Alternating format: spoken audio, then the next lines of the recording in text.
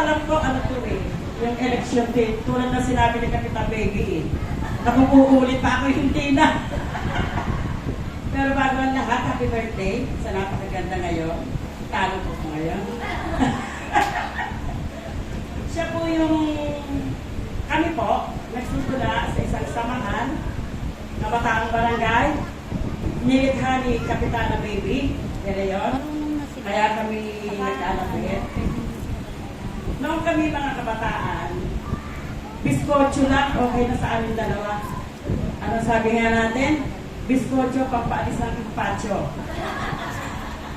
Kasi wala na kami ginawa kundi maglakad ng maglakad, maggala, magsaya. Wala kami iniintindi no, hindi problema sa amin ang pera. Basta kinakailangan lagi kami masaya. Pag hinanap kami ng mga magulang namin, pag wala si Nancy, wala si Mercy.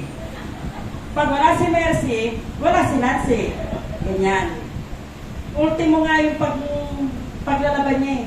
Pag-aalaga ng mga pamangkin niya at doon din ako. Sino ba yung naalagaan natin? Sila Eric. Yan. Yan, asa na. Diyan. Yan ang palatandaan na kami matatanda na. At saka, ang hindi namin kayang kalimutan, yung kami hindi pinababayaan ni Kapitana Baby. Na pag kami pupunta ng Santa Cruz, di ba? Ano ba gagawin natin daw sa Cultural Center, di ba? Yeah. Kukubra si Kapitana Baby, kasama kami. Ang Kabataang Barangay noon walang pondo, walang kahit na ano, pero nagagawa namin ang gusto namin gawin para sa kabataan. Ako po ang chairman, siya po ang aking dakilang secretary, kasabwat sa lahat ng bagay, sa pagtatago. Kung kami gagalan dalawa at hahanapin ang aming mga magulang, nagtatake pa kami, ganon kami ka-close. Matutulog, magkasama. Kakain, maliligo, magkasama. Sa pagdumi lang, kami nagkakaguwala. Kaya minsan nga sabi ng kabataan, nasasawa sa mukha namin dalawa eh. Diba?